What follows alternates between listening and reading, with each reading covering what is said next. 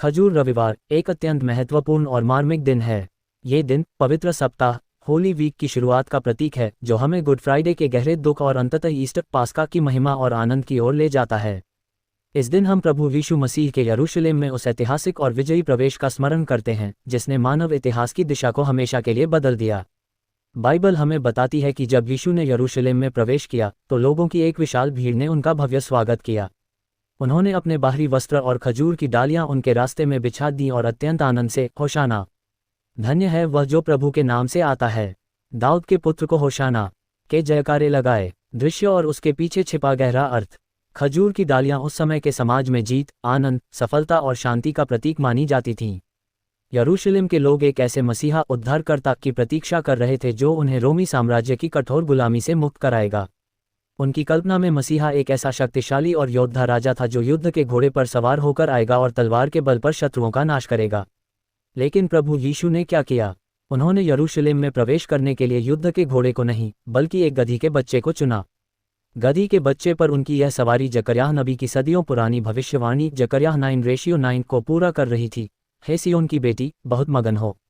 हे यरूशलेम की बेटी, जय जयकार कर। देख, तेरा राजा तेरे पास आ रहा है, वह धर्मी और उद्धार पाया हुआ है, वह दीन है और गधे पर वरन गधी के बच्चे पर सवार है। यह इस बात का एक शक्तिशाली और मौन प्रमाण था कि यीशु का राज्य इस दुनिया का नहीं है। वह राजनीतिक सत्ता, सैन्य बल या हिंसा से राज करने नहीं आए थे।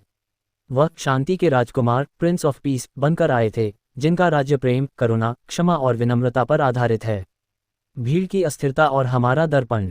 पाम संडे हमें मानव स्वभाव की अस्थिरता और खोखलेपन पर गहराई से सोचने के लिए मजबूर करता है।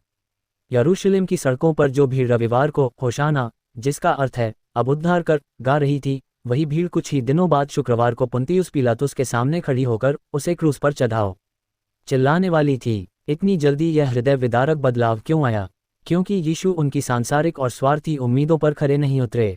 वे एक राजनीतिक मुक्तिदाता चाहते थे जो उनकी बाहरी समस्याओं को हल कर दे, लेकिन यीशु एक आध्यात्मिक मुक्तिदाता बनकर आए थे।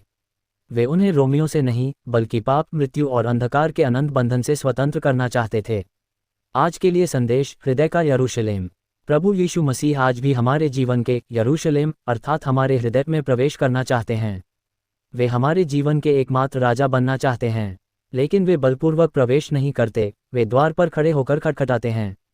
पाम संडे का ये दिन हमें आमंत्रित करता है कि हम अपने अहंकार, अपने घमंड, अपनी सांसारिक इच्छाओं और अपने स्वार्थ को उनके चरणों में बिछा दें, ठीक वैसे ही जैसे उस दिन लोगों ने अपने कपड़े बिछाए थे।